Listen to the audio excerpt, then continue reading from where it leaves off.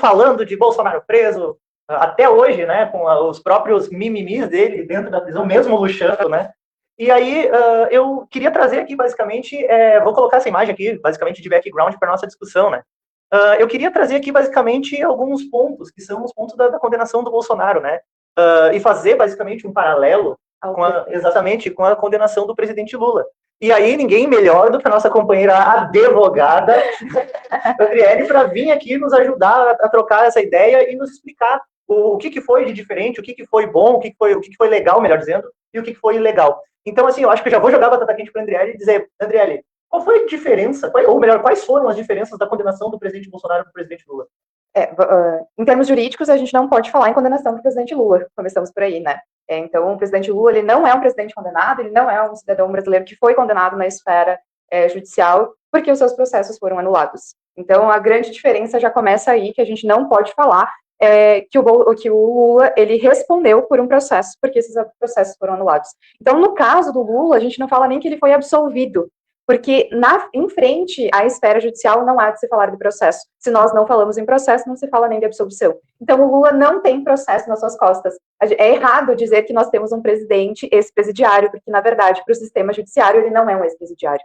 Então, o Lula, ele teve, sim, uma sentença, mas que ela não foi transitada em julgado, diferente do Bolsonaro, que ele tem uma sentença com trânsito em julgado. O que difere disso, né, é que ele já tem uma pena definitiva. Agora ele tem que cumprir essa pena. Diferente do Lula, que ele não tinha uma pena definitiva, ele estava ali como um preso provisório. Por isso que o Lula estava na Polícia Federal, né, numa cela da Polícia Federal, não estava num presídio comum. E isso abre, com certeza, uma brecha para o Moraes dar essa prisão do Bolsonaro na Polícia Federal e não na Papuda, né. A gente ouve muito falar, né, dos adversários, que o nosso presidente é um ex-presidiário, mas, na verdade, o nosso ex-presidente que é um presidiário, aos olhos da justiça.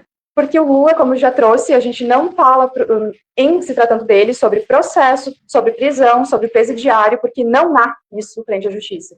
Repito aqui, são processos anulados, por dois motivos. Pela parcialidade do juiz, um dos quesitos principais jurídicos é que o juiz ele tem que julgar de forma imparcial, e na época dos fatos a gente sabe que o juiz não foi imparcial, e pelo contrário, ele foi parcial, e também porque foi proposta a ação na esfera errada. Eles deviam ter feito como foi feito para o Bolsonaro, no STF, não na vara comum federal lá no Paraná. E quando subiu ao STF, o STF entendeu, então, a incompetência. Por isso que os processos foram anulados. Além do mais, a prova do processo era uma prova muito fraca, diferente do processo do Bolsonaro, que a gente tem um grande laço probatório. Então, quando a gente vê o processo do presidente, do ex-presidente Jair Messias Bolsonaro, é um processo dentro das linhas legais do processo penal.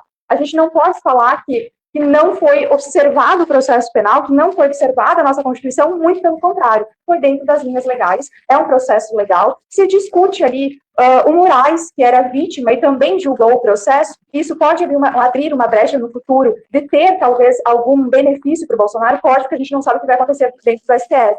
Mas, no momento, o entendimento é que não há prejuízo, foi observado, e dentro disso o Bolsonaro está numa condenação dentro da lei. Então, não há de se falar sobre ilegalidade, não há de se falar sobre violação, não há nada.